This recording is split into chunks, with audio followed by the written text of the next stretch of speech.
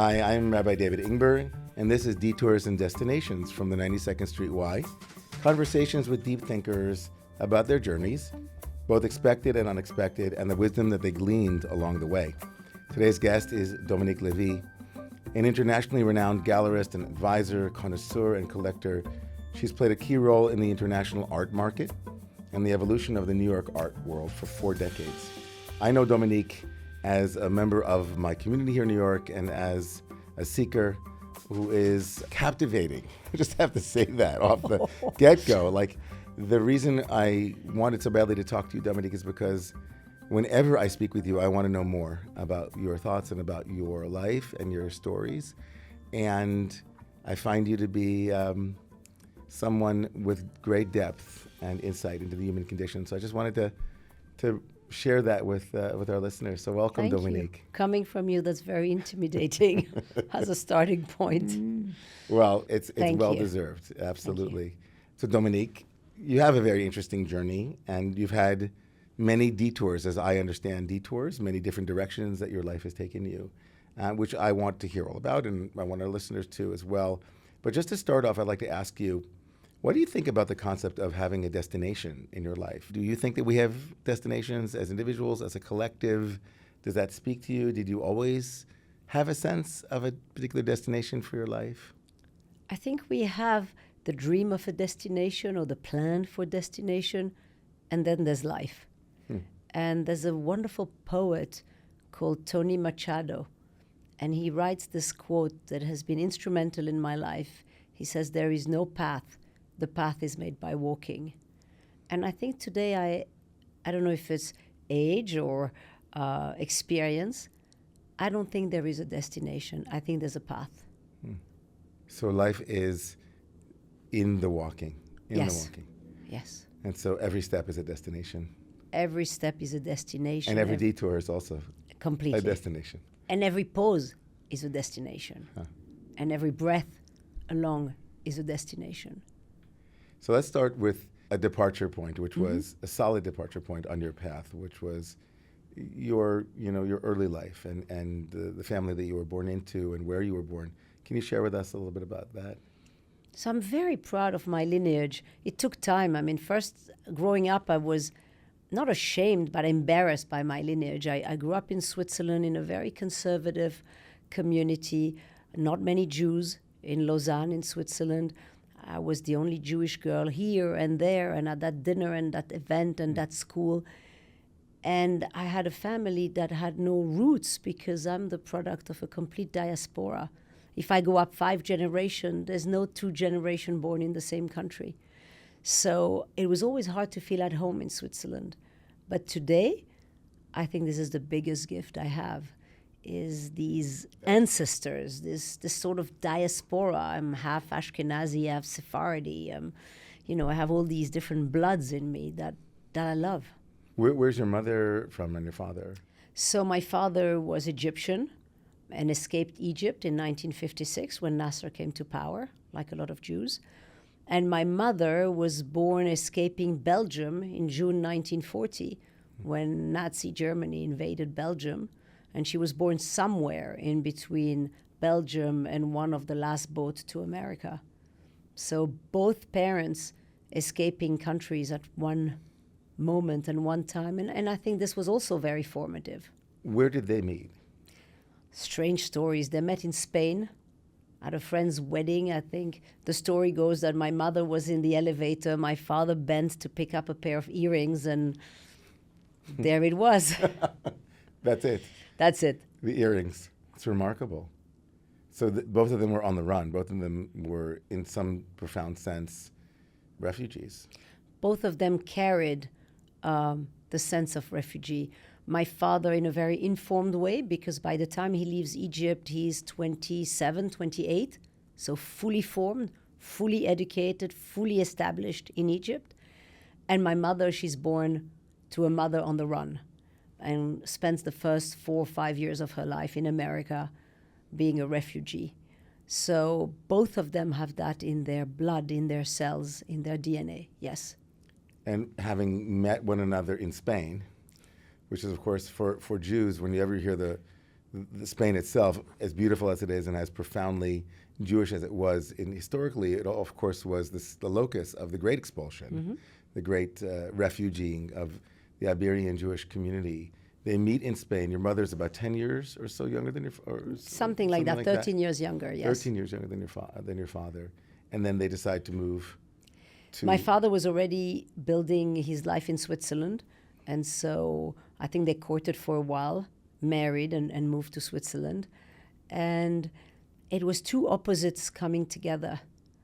A sort of semi-Arab, Jewish Egyptian man, profoundly Oriental, and a very sophisticated Ashkenazi Belgian woman. They had nothing in common.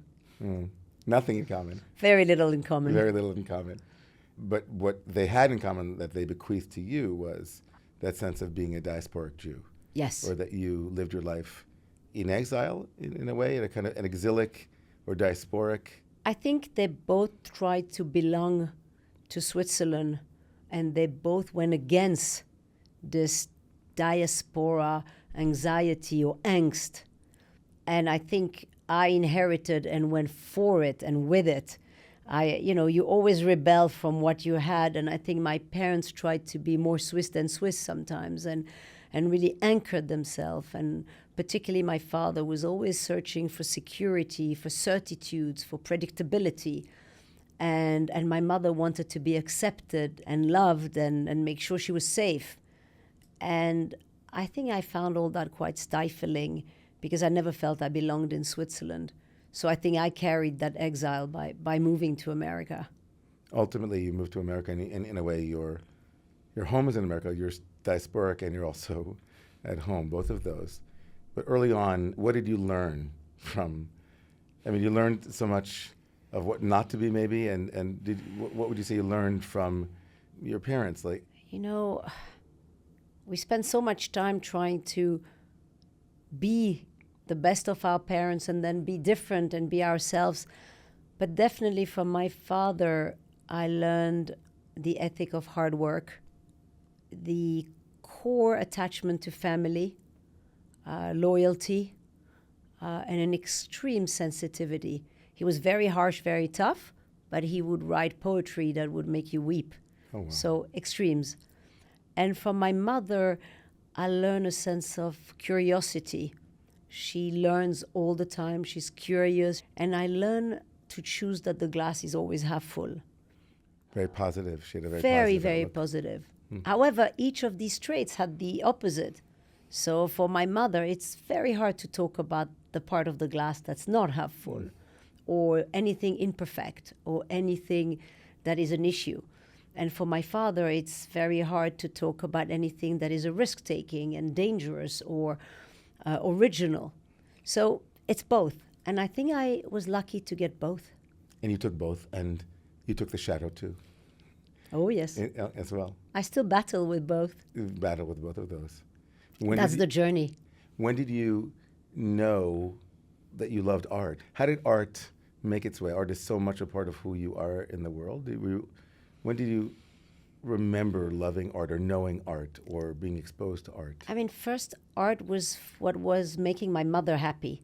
She would go to galleries and art fair, and it was her oxygen. So I would follow and be intrigued by it, but I liked it because it made her happy, and it made her energetic and blossoming, and that was her thing. But my first love for art was really theater. I wanted to go into theater, the circus. I wanted to go in the circus. So all these things were my first love. Where did you see the circus? Did you come across the circus? Was it? Switzerland has an extraordinary tradition of circus, legendary tradition of circus. There's a 6th generation of the Knie circus. One of the earliest clown, Dimitri, is a legendary mime. And as I guess every parent, you take your kids to the circus. But to me, it had an impression. I wanted to be the clown. I would dress up as a clown. I would go and visit kids in hospital as a clown, organize birthday party as a clown. I really loved the clown. Loved the clown. And loved the acting. I used to act at school. So my first love was art, but not paintings and sculpture and the art the way I work in today. It was much more the performing art. Where did things go with that original? I think I grew up in a family where there was no way I was allowed to be a clown. Yeah. And very quickly, I didn't feel comfortable with this wish, or even the dressing up as a clown became something that was like when you hit puberty. And so then it became something philanthropic, but I sort of pushed the clown in me out. And as for theater, I tried. I went to Paris, I tried, and I realized that it was such, at the time, a cutthroat environment. And I had had a very privileged and quite sheltered upbringing. And day 4 or 5 in that very typical class called the Cours Florent in Paris, I saw that if there is an ad, you don't copy the ad for the next person to take it. You take the ad so nobody else takes the same ad. And I had to run away from it. I came back home and said, no, I'm going to study political sciences and I'm going to have a much more conventional life. So it was at that moment the risk versus not risk was animating you, and you Yes. chose to be a bit safer. Yes. More stability. Yes. And the business of it, the business almost like the disappointment in a way with the darker side of the theater, where it wasn't just about self-expression or performance, but competitiveness and some of the more baser qualities that It make was their way. the ugly side of The ugly side, competitiveness. yeah. I'm very competitive, but let's do it in full light. It was the cutthroat. I wasn't ready. I was young, I was sheltered, and I was in search for romanticism and the idealism of it and the beauty of it and everything that was pure. And it was far from pure. And I couldn't reconcile both then. I was too young. I didn't have the tools. And was there pressure at that point to become, kind of remember reading that you said that you, in an interview that you gave, that you thought you were going to go into your father's line of business, into banking or something more stable? Was that you were kind of splitting between the two worlds, and you thought, That was okay, a big pressure. big pressure. I'm going to go into my father's line of work, and it was No, not I. He was wanted me pressuring to you. go to join his business. He took me traveling very early on. He took me in. I did internships, and he had built this business from scratch. He put me on the floor of currency trading in 1987 in the October crack, and I mean it was fascinating, but it was not for me. And I didn't want to be his daughter and enter his business. I wanted to have my story, and I realized today it was heartbreaking and disappointing from him. And he sold the business when I decided not to join. And I think that was a big rift in our relationship. It was really his dream that he'd have a son or a daughter to take over. And he groomed me and trained me for this, but it wasn't for me. and you knew that with absolute clarity. You knew something in you said, this is not for me. No, I didn't know. I tried. I went But in you tried with curiosity. first, but afterwards you knew. Yes, yes. And today sometimes I regret, because today I can see how fascinating his world was, and I could have loved it. But again, I was too young, I didn't have the tools, and I experienced it as shutting down my own story and going in his story. I think we go back to that path. We all have to make our story. Absolutely. So It says in Proverbs, the Chanoch lanar al pi darko, that education has to do with the path of the child. The word is darko, their way. their way. Right, their way, not your way, which is hard, of course, for parents. We'll come to that. Talk a little bit about parenting and how difficult that is to kind of process or live with fewer expectations of our kids. And Or let them, enable them to Right. be. You know, the number of parents that want their son or daughter to enter the business and follow the legacy and groom them for that. If it's in you, it's beautiful. Why not? But if it's not who you are, then I don't want my boys to come to the gallery. I want them to have their life. right. So you followed your own path, which Yes. is even after trying, but you said, this is not for me. And art, which you didn't mention this, but I think maybe I'd read somewhere that you went to Art Basel at at a very young age, 3 or even younger? I mean, I didn't go. I was You were taken by my obviously, mother. Yeah. And I But don't you were have... exposed to Yeah, I was exposed to art always with my mother, but I don't have any recollection. And art, again, came as a surprise. I was studying political sciences, and there was an extraordinary teacher who had coined the idea of art sociology. And so as part of my political sciences, I went to her classes and just fell in love. And I'll never forget, she was showing a painting, which strangely enough, my son is studying right now, but of Manet. And it was this extraordinary painting of the soldiers shooting Maximilien, I think, of Mexico, or something like that. But for Manet, it was not a historical painting, it was a political painting. And he dressed the soldiers in French uniform as a criticism of Napoleon III foreign policy. And as a result, that painting was never shown. Manet was banned from a lot of circle. And, Goya did the same in Spain. But Manet did it in a very, very strong way. And I remember being in this class and thinking, if art can do something as subversive, as important, as free, that can be my circus. That can be my acting. I thought it was fascinating that one painting could create such commotion, such rebellion, and that it took such courage to Manet to do it. I mean, to literally criticize the foreign policy of the monarch of a country in a very subversive way. And last week, my son, who's studying in Paris right now, says to me, "Maman, can you talk to me about this painting?" And I thought, how can this be? Wow. Will this painting be his wake-up call? Wow. So at that point, I decided art and working with artists is where I will go. And so where did that bring you? So did that take you to New York? No, it Eventually? first brought me to do an exhibition with young peers at the time. It was called Artist of Today in Yesterday's Home. Was a bit of a ridiculous title, but I invited very young artists to take possession of an old 18th century house in Switzerland and explore and create. And from there on, a good 10 years passed before coming to New York. I have a path that takes me from Lausanne to Geneva to New York for a bit, to Switzerland, to Japan for a bit, to England. And then in England, I met, at the time, the new owner of Christie's, François Pinault, who hired me to come to New York to create something new in the auction business. But that was 10 years into my career. So during those 10 years, even as you were describing all the different places that you went to, from Lausanne to Geneva, New York a little bit, Japan a little bit, it's exactly what you were saying about the path.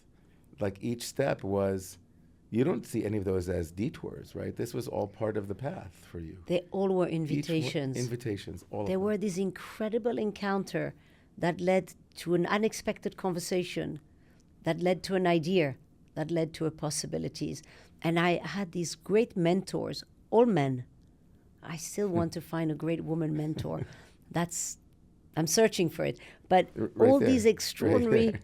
For all the women in the art world, you. I had this extraordinary man mentor that trusted me, encouraged me, allowed me, pushed me, mentored me. And I have so much gratefulness. And pushed me out of my comfort zone. Sent me to Japan, sent me to Venice to work on Venetian glass, sent me to Japan with extraordinary paintings by Monet and Van Gogh, and I was, 23? I mean, it was exciting. And did you experience at any point, so many pieces in there, did you experience at any point some of the shadow or the dark piece that pushed you away from theater? That were you at that point exposed to some of those very elements in the art world that were present before or not? And if you were, do you think that it didn't have the same impact as the theater piece because you were ready or you were further along the path? I was pushed by another shadow.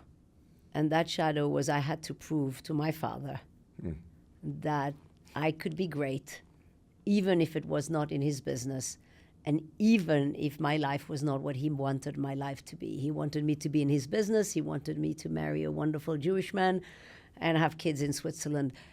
I needed to prove to both my parents. And that was my shadow and my engine.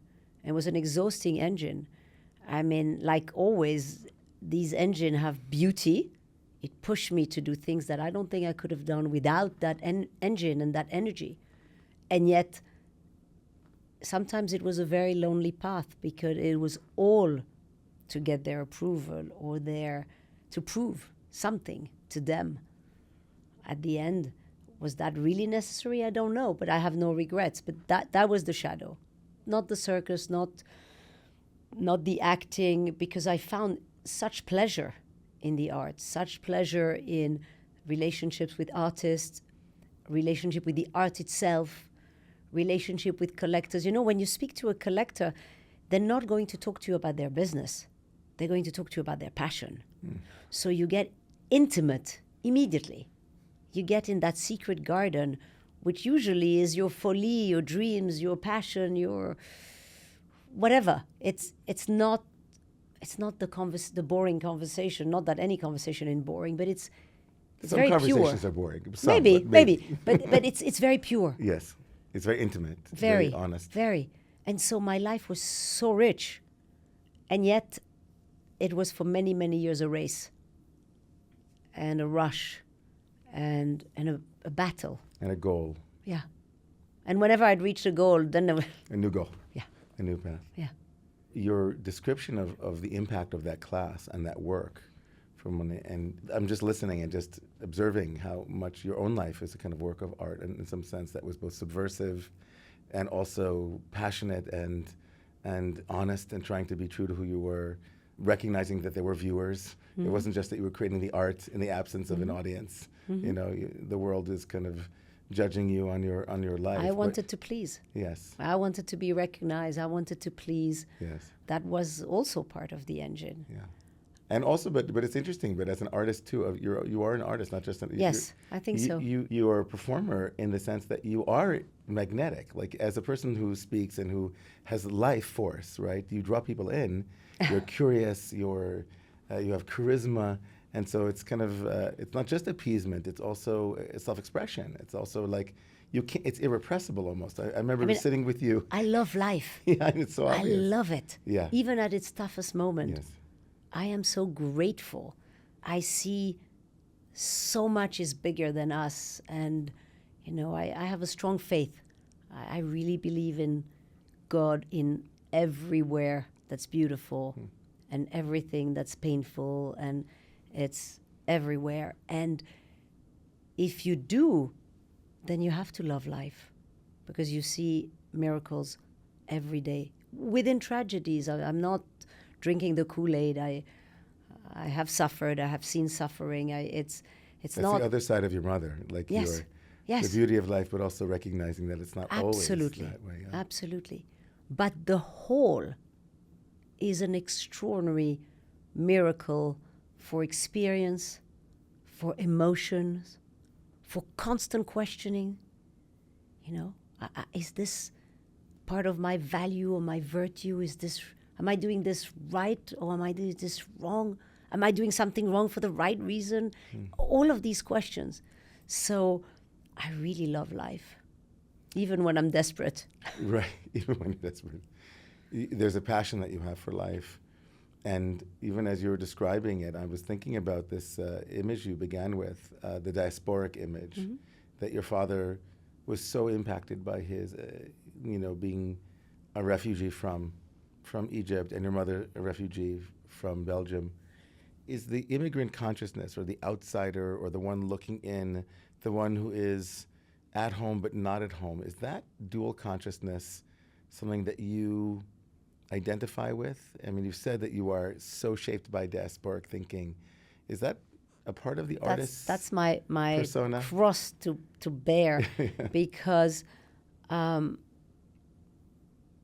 think that diaspora atavism, if you wish, is a blessing and a curse. You feel at home everywhere and nowhere, and you crave for the nest and for the home, and you crave for the family, and you crave for that stability, and yet You're constantly searching, questioning, moving. So I think it's profoundly shaped me. And I think that if I look at the artist I love or the artist I respect, very often they are travelers. They have left a country for another. They have worked in a different place. They have that profound exile in them, whether it's an emotional exile, a physical exile, or even an artistic exile. And I think the artists that move me, that I echo with too, have that exile in them. They have left the comfort zone, and from there they have grown. If I think of, I don't know, even de Kooning, today a legendary American artist, he left home in Amsterdam and he left Holland and he left and traveled. If you look at Rauschenberg or Twombly, they traveled to the south and they left America for Italy. Any artist that makes my heart beat all through history, I think, has exile in their history. And it's not always geographical exile. It can be emotional exile, like we've talked about, or even artistic exile. I think you leave where you are comfortable. I think that's what you do, and why I love your service and Romemu so much, and why, since Rosh Hashanah, I think about active hope every day, thanks to you. You bring us outside of our comfort zone by forcing us to question and battle and wrestle within. And I think this is what art is. Constant wrestling, constant questioning. So one of my favorite teachings in our tradition is where God says in the book of Leviticus that in talking about private land ownership, because in the Torah, there is a structure where every 7 years you let the land lie fallow. It's called Shemitah, a sabbatical year. We can talk about your sabbatical year in a second. And then every 50 years, all land reverts to its original owners, right? You can't have land for longer than that period. It's called the Jubilee or the Yovel. And there's a verse in that part of the Torah, part of the Bible, where God says, Ki gerim v'toshavim atem imadi. The reason why is because all of you are resident aliens. You're all guests with me. And there's a very beautiful Hasidic or kind of a Hasidic teaching, a spiritual teaching in our tradition that says, when it says with me, it really means just, all of you are guests. But the more radical meaning is that God is also a guest. We're all guests, God said, including me. I'm a guest in the world, or I'm in exile. And that God's exile, as it were, from God's aloneness in the pre-world into a world where God, as it were, steps out of God's comfort zone, so to speak, to be in a relationship, to have other than what God is, and that the enduring exile of God, as it were, where God feels as though I don't live here because you haven't made a room for me, or I don't feel comfortable here, and yet I'm everywhere. And yet I'm everywhere, and right. So the risk of being unsettled and feeling as though one is outside of their comfort zone, as you said, is kind of a part of the way that art manifests and is subversive, and it's also, for you, it lands. It's so interesting. It lands. It touches you. That quality as an artist. I think it's also part of being Jewish. Yeah. I think we are all in exile as Jews. We are all travelers. And we can accept it or not. We can live it or not. But this is part of who we are, the wandering Jew. And it's beautiful. It's beautiful. Do you ever feel as though as soon as you begin to feel too at home, the diasporic quality in you, or the exilic quality, it says, okay, time to move on, too comfortable? No, because I know that in myself sometimes. I never feel too comfortable. I'm searching for that. No, I want it now. I've come to that place of a certain peace where wholeheartedly I want some of that comfort. I want to stop the constant questioning, the constant searching. I'm a seeker, and sometimes I'd like to just, my kid says, Maman, you can't chill. So part of my goal this year is to learn how to chill. Right, so I alluded to that. So after establishing yourself here, 10 years before you arrive here, and then you begin to work at Christie's and Sotheby's and many other places in the art world, until in 2003 you founded Dominique Lévy Fine Art. which I'm sure was a very big move. Yes. Yes. Did you feel at that point that you could look at your parents and say, I'm Not here? yet. Not yet. We have to wait till 2013. Okay, tell us what happened in 2013. 2013, life is a strange teacher. 2013, I decided to open my own gallery by myself. I had been a partner with a wonderful, legendary man called Bob Minuchin, to whom I owe a lot. And I decided it was time to go on my own, and took my courage, found a building that was too big for what I could do, but decided to do it. And I was going to have my building, my rented building, but my building on Madison Avenue with a flag and my name and a presence at the art fair in Basel. And that would mean that I had done it. And my father was the first one to come to my booth at Art Basel, someone who'd never queue. He queued and arrived at the booth. And that night we had a dinner, and I lost my speech. And I stood up and I see my father at the dinner. And rather than talking about art and my vision for this gallery, I just thanked my father and realized what a formative presence he had been. And then he promised me to come to the opening, and then he died a few weeks before. And it was that crazy moment where that was the time that I thought it would be done. And he wasn't there. So I think that's where I started changing and thinking, maybe I have less to prove and more to be. But that year was transformative, formative, and a longing and a missing that I still feel today, as you can see. Yeah, Today. I'm also moved by that story. But to work so hard and then to get to that moment. And you said it still lingers for you. Yeah, because he was supposed to be there, and I'm sure he would have been incredibly proud, and I'm sure I would have gotten that thing. Right. But in ways, I got it the few months before. We got much closer the few months before, and I think I got what I was searching for. But this would have been like the crown, And he died in August, and the gallery opened in September. So it was literally 30 days within. But yet, there's no coincidence.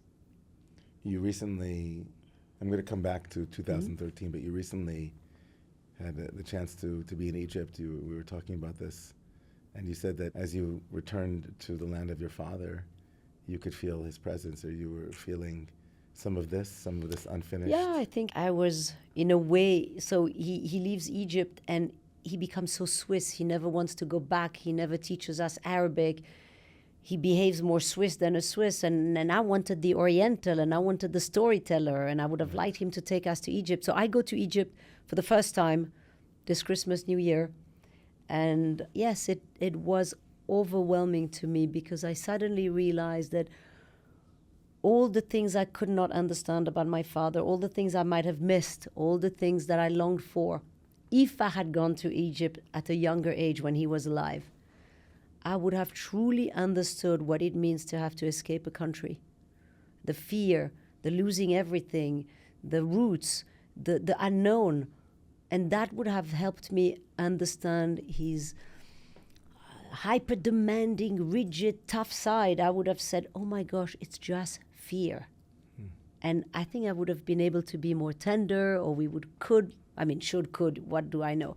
But that trip to Egypt reconciled, if there was still something to reconcile, then I think I'm mourning my father since 2013, and I wrote a book about him, and I've tried to honor him.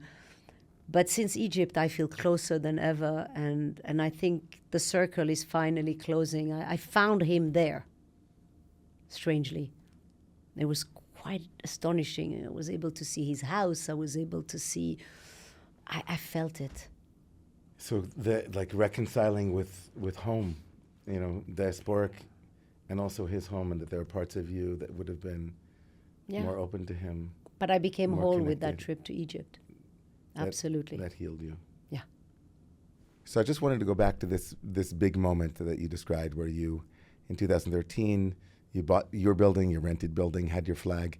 Can you bring us from that moment to the present moment in terms of the evolution of your of your gallery and your role as a gallerist and the partnerships. Of course. So the gallery grew very quickly. In 2017, I sought partnership because I love partnership, and approached someone who was working at Christie's, who became my partner then, Brett Gorvey, my business partner. And we ran the gallery on 73rd Street, where I had started in 2013, until 2023. It was an extraordinary adventure, a beautiful building. We opened different locations around the world. We opened in Asia, we opened in London, we opened in Paris, we opened in Geneva. We grew a bit too fast. And during COVID, we sort of repositioned the gallery and realized we had grown too much. So we shrank a bit and then really committed to what I call the haute couture approach, which is being very choosy and being about the quality and not the quantity, and wanting to be a relevant gallery but not a mega gallery. And my closest friend, Amalia Dayan, at that time, had closed her partnership then. And we had such a beautiful friendship and such a beautiful ongoing conversation about life and about art that I said, 1 + 1 made it 3 for Brett and I. What if 1 + 1 + 1 made it 5 or 6? I don't know. And we first came together as a foursome, but one partner was not as happy with us and we were not as happy together. So she left us, and that was a little bit of a 1 year. But a dear, dear friend, Jeannie Greenberg, she has her gallery. And LGD, Lévy, Gorvey, Dayan started. And we are today in an extraordinary building on 64th Street, a building that has history. This is the former Wildenstein building. You're familiar with the Wildenstein dynasty. It was one of the oldest French art dynasty. And they commissioned this building in 1934. So it is the oldest standing gallery in the country. It was built as a gallery. Oh, wow. The Wildenstein sent the Philadelphia architect Turnbauer to Paris to understand proportion, and he built that Hôtel Particulier that we're renting today and where the gallery is based. And we're like the Three Musketeers. And it's fun, and it's nice, and we're very different and very complementary. That's great. That's a remarkable evolution, the 10-year period before America, the 10 years from 2013 to 2023, and now to the present moment. It sounds exciting. I just want to go, just listening to you speak about it, I want to go. Come and see the gallery. We have a beautiful exhibition. Okay. It sounds great. And anyone who's listening, I hope you too will come. So now you're moving into a sabbatical at this point. And I'm trying to. And one of the things that you said to me is, again, kind of almost the art of retrieval, like being able to relocate and rediscover lands that you once had a home in, as it were, as an artist, as a circus. So how's that going? How's your sabbatical going? Oof. I'm a bit angry at myself because I've longed for that sabbatical, and it started April 1st and it's lasting in the end of September. And I had a lot of big plans, and life has its ways. And so maybe just because I'm still in New York and I couldn't just run away, and because this family and this work stuff, it was not as sabbatical. But some things were. So I had committed to learn Hebrew, and I'm working at this a lot, and it's bringing me such joy, and I don't know why I didn't start earlier. I've always wanted to learn Hebrew, so I'm doing this. As you said, it's all the path. It's what's next. Yeah. It's harder now, I guess, than if I had started 10 years ago, but I'm doing it, and I will speak Hebrew one day, and I'm enjoying it. And then I wanted to go back to clown school.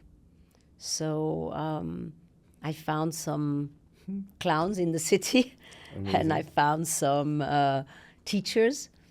And as I learned about clown, I discovered that they existed since Egyptian times. Interesting. The first clowns were by Pharaoh. Oh, interesting. So I thought, not a coincidence.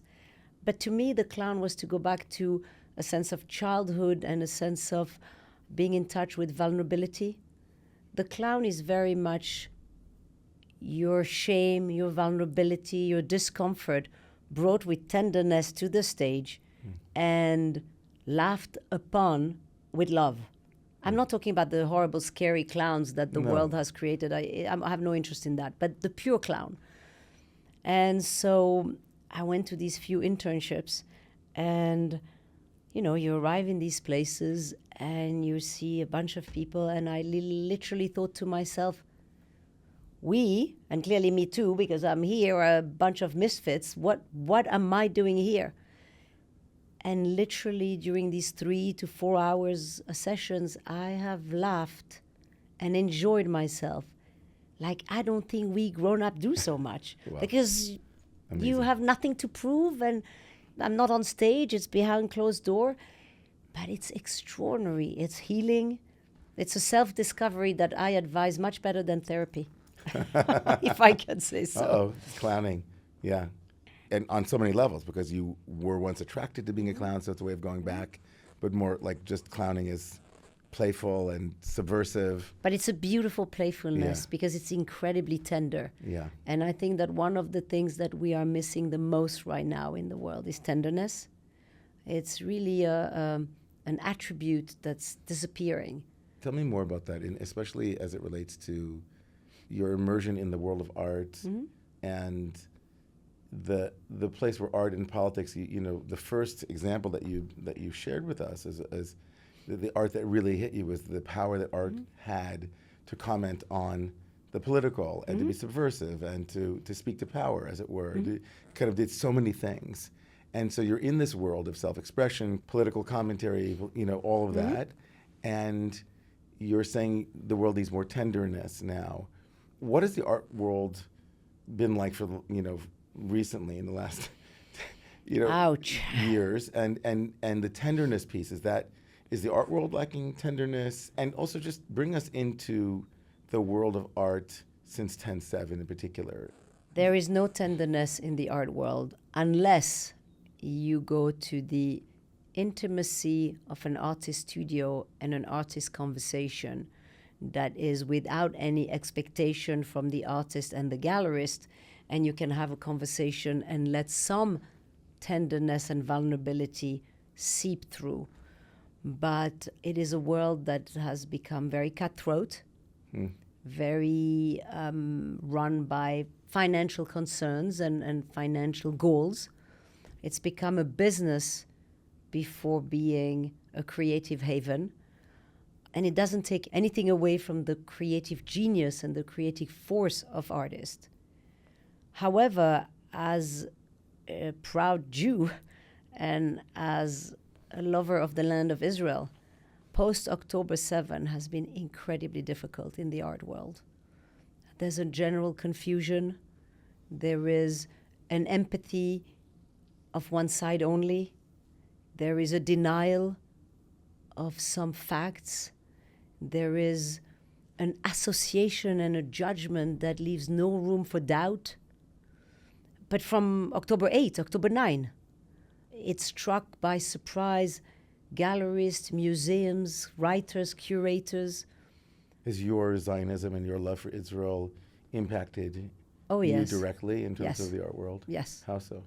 There was at the beginning a letter that one of the art magazine, Art Forum, published calling for a ceasefire and not at all mentioning a condemnation, a radical condemnation of Hamas. And I felt this was absolutely not appropriate. And my wonderful business partners, Brett and Amalia, had agreed that we should answer publicly. And we answered that there is suffering, and there is terrible suffering in Gaza.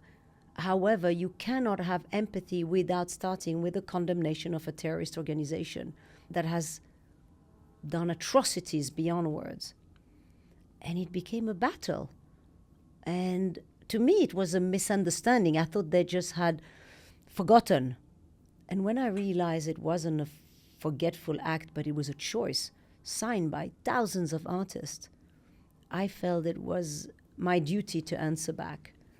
And we answered back in a way that I felt was full of love, full of understanding, but also full of moral clarity. And that went on for a few months. We answered, the letter was published, advertising was made, and then we got a backlash. The gallery was vandalized, our pictures was on the subway, letting Gaza die, genocidal galleries. We were insulted beyond. And it was very painful. I got death threat at the house, and it was incredibly painful because it felt so unfair. You know, we were not there to judge. We were there to say, let's all have a moral clarity. Both can be true.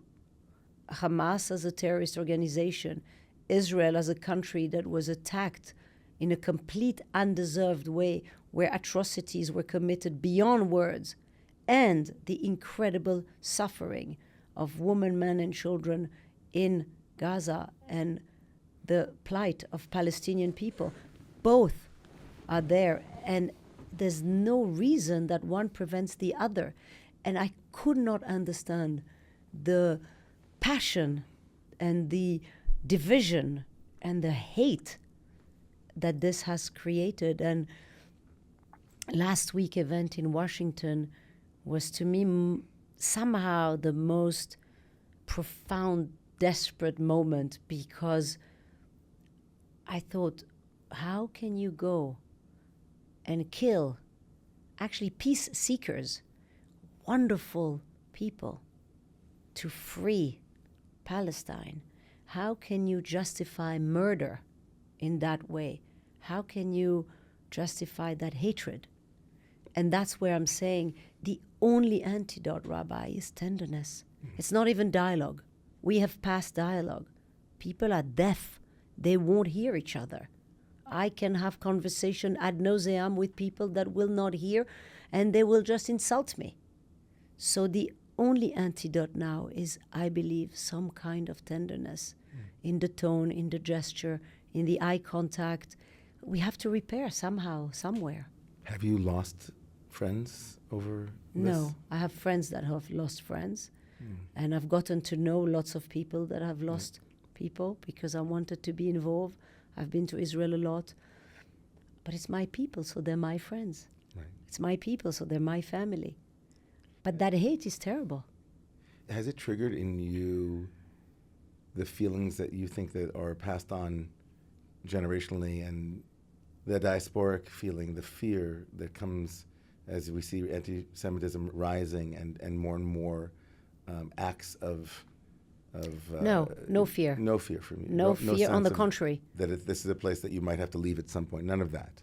If I have to leave, I leave. But no, it hasn't triggered fear. It has triggered chasak, you know? Like to be strong. Strength. It has triggered a need for action, for moral clarity, for conversation, and not against, but with. I'm desperate for interesting conversation with tenderness. So no fear, yet understanding danger. I think there is a real danger in America, in Europe, in Israel. But it's not with fear that we're going to do anything. I would like to think not in fighting anti-Semitism, but in pro-Semitism, which I heard recently from an extraordinary group of young men called Let's Do Something. You can find them on Instagram. Extraordinary, 3 young men, Israeli men, who decided to do something as early as the morning of the 8th of October. Yeah. And they lost their best friend at the Nova. And they traveled and did so many different things. And that is another person you could bring on your podcast one day, because it's a young, inspiring group of young men. And he said to me, I want to be a pro-Semite. I want to talk about the joy of being Jewish. And I want to talk about pro-Semitism.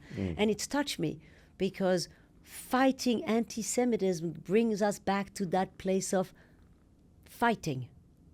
Pro-Semitism is more inclusive. And maybe, and I don't know, but maybe we can make a few progress like this. I hope. So you're inspirational to a lot of people in the art world. You're inspirational in other ways. That's just the way that you are.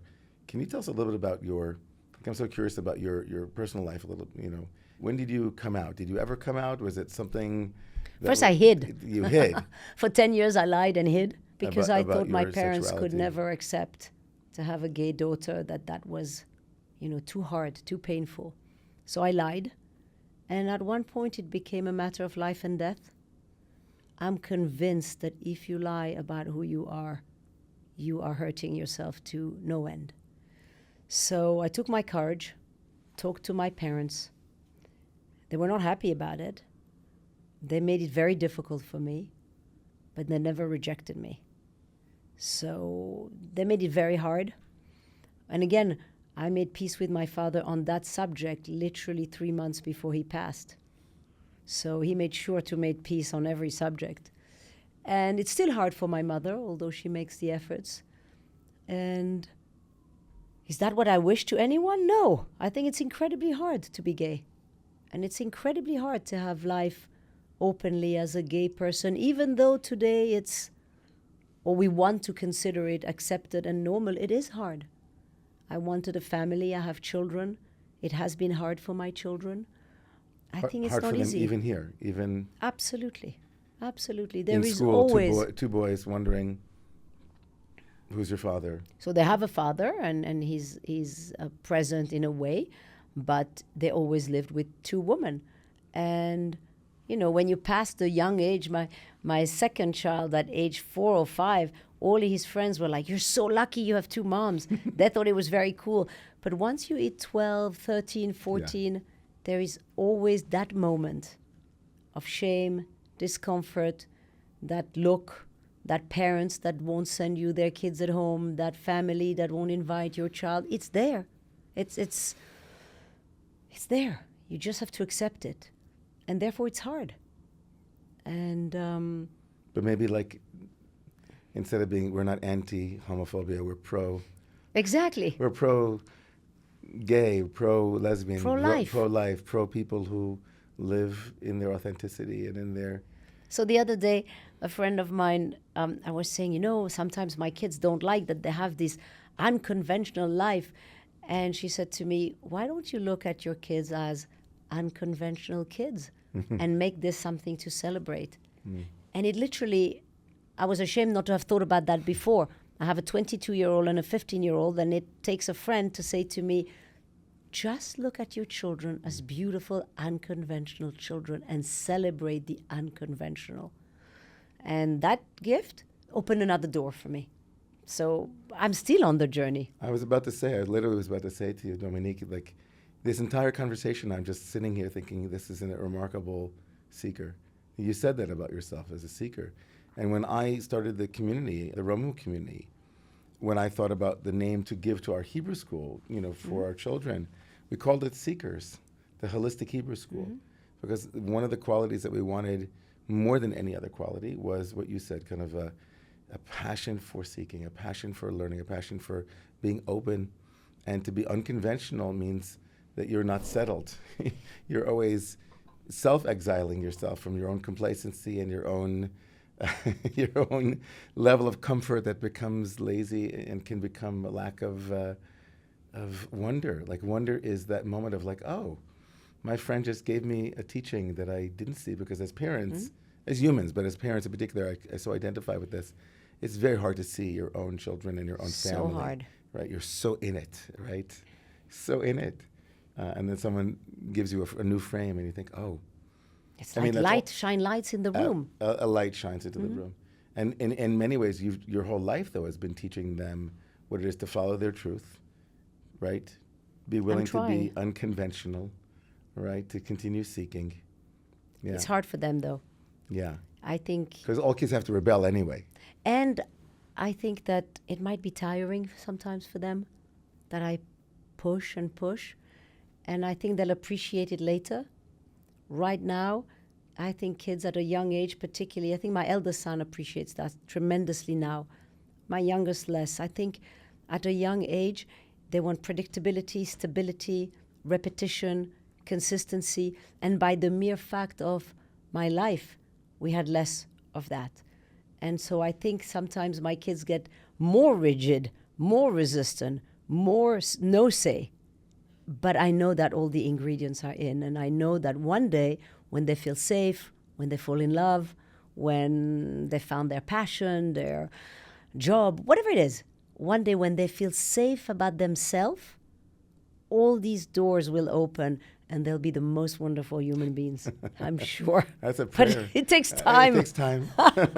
Right now it's not. Do you feel as though, like, when you relate to your children, that you hear your voice of your father or your mother? If one of your children came and said, I want to be a banker, would you say, that's great, just be a banker? Or say, go to clown school, I tried to do the opposite of my parents. I tried to never scream, never be rigid, accept everything, discuss everything.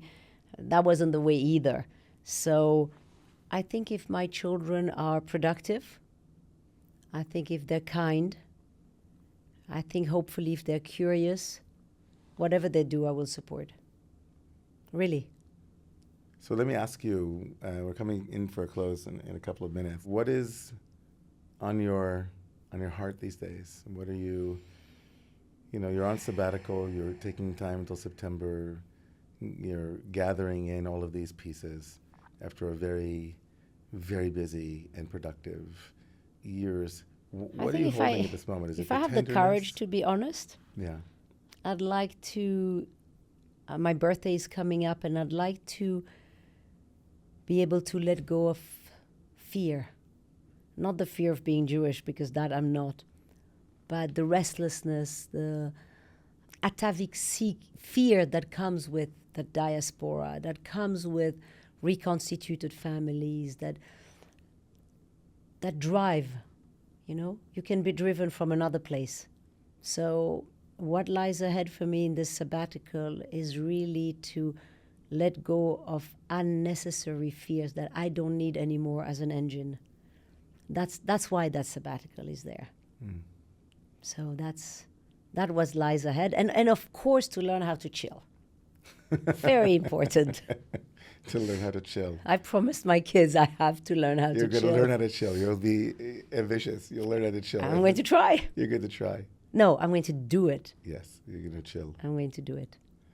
And more broadly, in the world that you live in professionally, what's on your heart and mind in that world, and what are you hoping to see happen there? More tenderness, more... I really wonder what is the role of a gallerist today? How to combine a sense of responsibility, courage, business constraint, and how to keep at all cost the authenticity of the experience at the end, and how to build meaningful relationship with artists, how to have the courageous conversations with artists. And is that world possible right now? And is it still for me right now? I don't know. That's part of the sabbatical also. Big questions. I love what I do. It's a privilege, it's a responsibility, it's magnificent. But I love it under certain conditions. And if I can't fulfill these conditions, then I won't betray my values. I won't. Then something else will be there for me. But I don't know what it is. I love that. I feel it's full circle from the question that we started with. If you ever felt that there was a destination, and you said it's the path itself is... The path is made by walking. Is made by walking. And so you'll see. I'll see. And it will... And I'll call you for guidance, as you know. Well, it's really been... I could talk to you for a couple of hours, it feels, though, and I was right, that sitting and talking to you. I enjoyed our conversation. Yes, me too. I forgot it was in front of a mic, so it was easier to be completely honest. I just look in your eyes and it's fine. I'm with you. And it's so wonderful to think into some of these questions with you about art and its profound possibilities, and its, the way that it is radical and subversive and beautiful, and all of the problems. And you have a fascinating story, and I really appreciate that you shared your time with us. And thank you. I look forward to more conversations with you, Dominique. Promise? Okay, I promise.